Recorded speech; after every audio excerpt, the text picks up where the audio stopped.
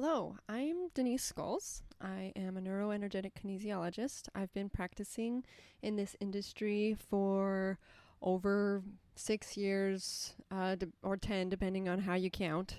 I have been using energy kinesiology in my personal life for over 10 years, and I have been practicing energy kinesiology professionally for over 5 years. I absolutely love what I do. I get to see miracles every day. I get to meet and go into the deep heart of the individual in a way that is transformative, insightful, healing, and you can't help but experience the divinity of the soul.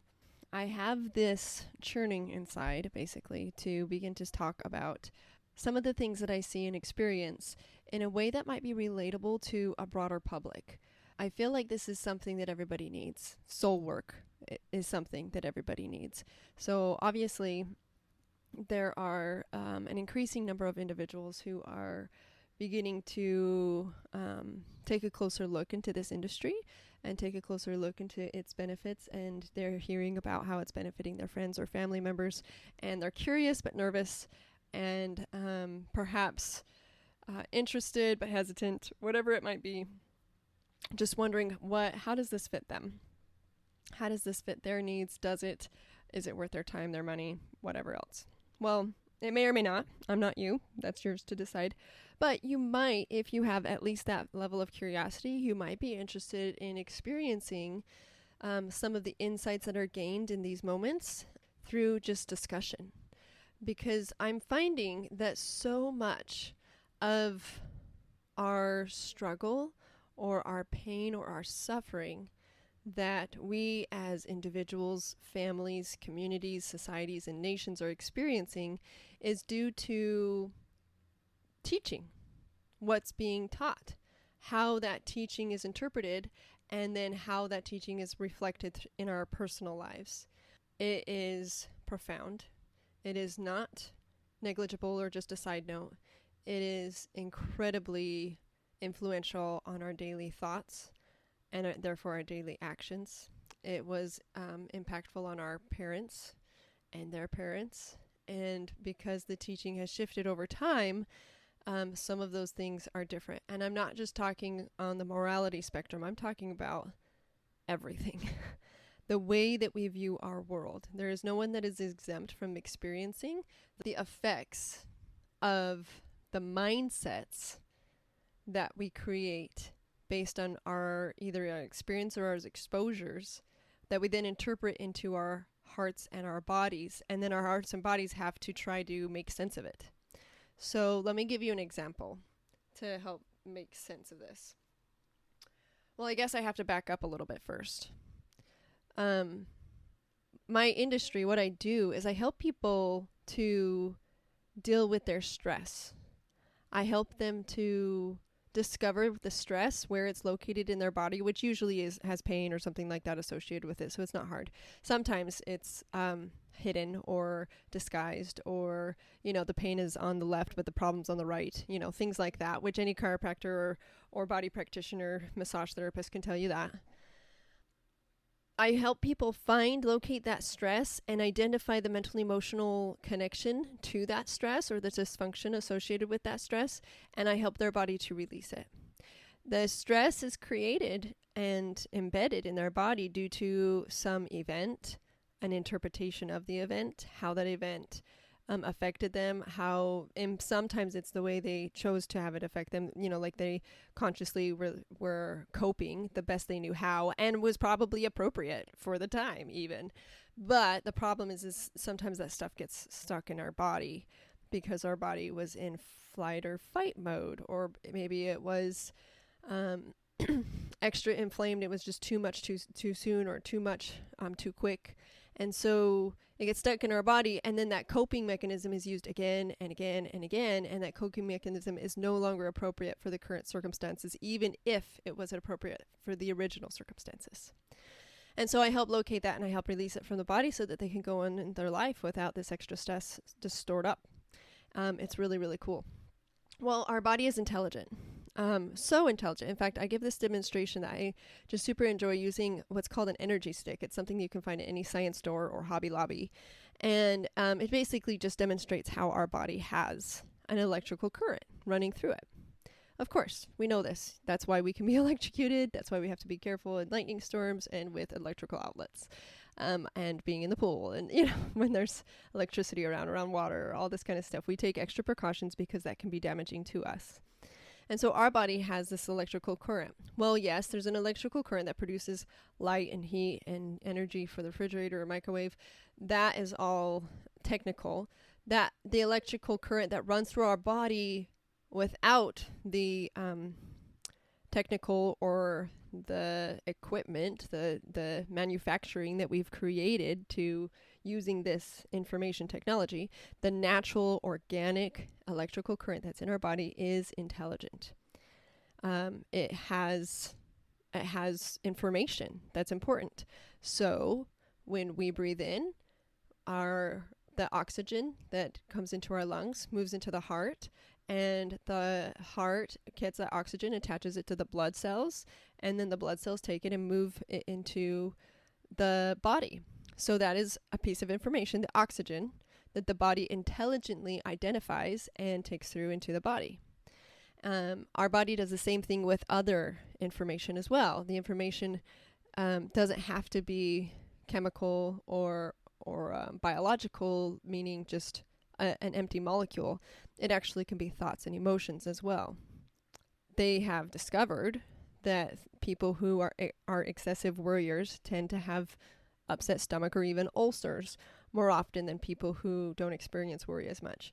Worry is something that is carried in the core of the body, near the stomach and that sort of thing. And so this isn't new understanding that emotion can be held in a certain area of the body.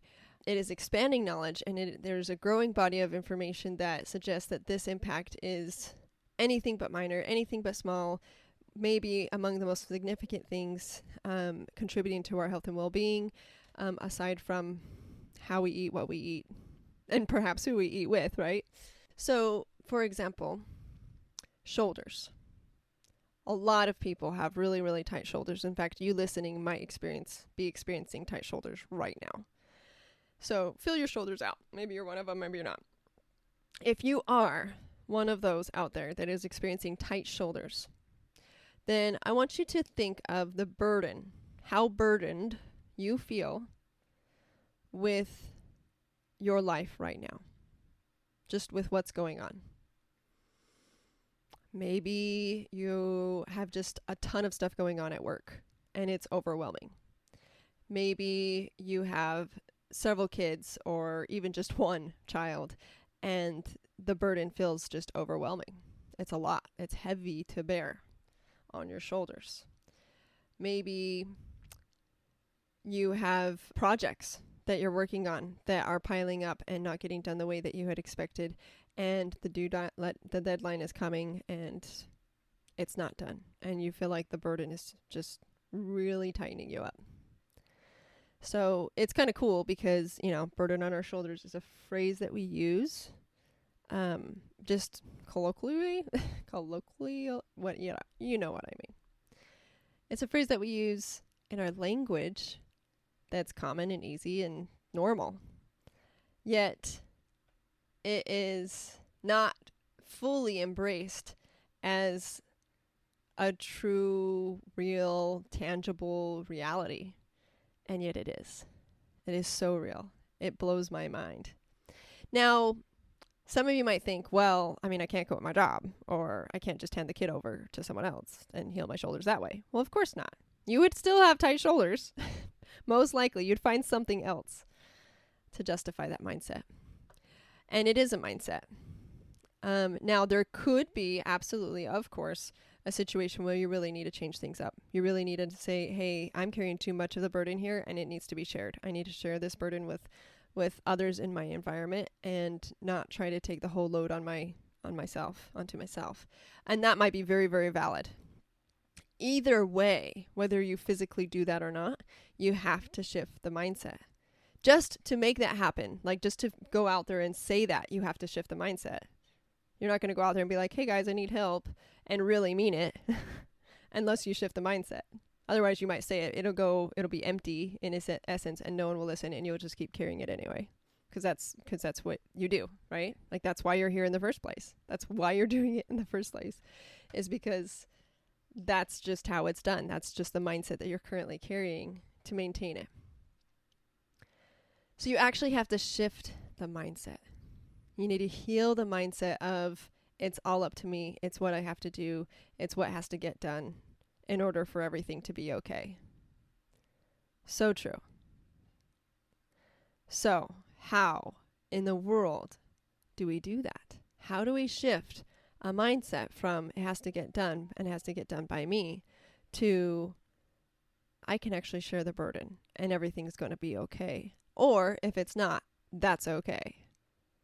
Does that make sense? Or I'm going to trust that things are going to work out from some divine source, that some divine source is actually in charge of all this. And I'm not going to overdo the burden in my mind. And I'm just going to do the best that I can. And I'm going to trust that that'll be enough. Can you imagine? I'm going to just trust that that'll be enough. Doing my best. I mean, what else can you do but your best? And if it doesn't work out, if that's okay, that's okay. It is a complete and total shift. So that's what I do for my work. This is something I want to talk about because honestly, I feel like our bodies are like freaking out at us, basically. Like everyone you talk to is having some sort of physical crisis right now, especially after the whole, last couple of years where we had everything fall apart as a community, as a nation, as a world, and a bunch of things that were underlying issues already are now rising to the surface, and we cannot ignore them anymore. And the pill isn't enough. The band-aid isn't enough. The ignoring, the avoiding, the, challenging with argumentation isn't enough. We have to transform. We have to heal our mindsets. We have to figure out the pathway individually and as families and as communities and as a nation, what we can do to stand up to our own villains, our own demons that plague us, to nourish and heal the victims that control our inner capacity to rise to the occasion, and to teach or balance the inner hero who just wishes that we could do it ourselves.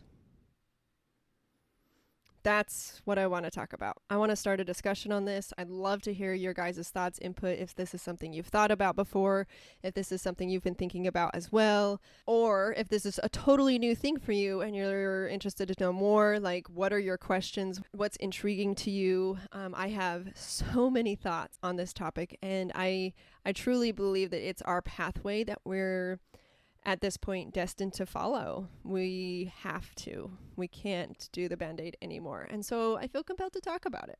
And I'd love to talk about it with anyone who's interested in discussing with me and learning with me and growing with me. I do have a 6-part class where I teach about this. You can sign up for that class live or recorded. So if you're interested, go ahead and message me and I'll get you hooked up, or I'll put the link in the description below. If you're interested in more information, comment below. Let's get this discussion started. I'm excited about the current space. I know there's a lot of fear and a lot of hesitancy around what's happening, but I'm thrilled. It's not been easy. I know it's not been easy for a lot of people for a long time, and it's a lot of unknowns. Where are we going with this? What's happening? Why is this happening? Stuff like that. But I'm thrilled because this has been in the making for such a long time. We're ready. We must be, because it's here. We don't get a choice anymore. So if we're not ready, we have to make ourselves ready. We have to get ourselves ready. This is the pathway that is necessary for the coming trials. We won't make it through them, I don't believe, unless we rise to the occasion. We're trimming the excess that's not needed, and we're going to be able to grow into something so, so, so much better. And it will be beautiful. So go ahead, leave your comments below, and I look forward to hearing from you. Thanks again.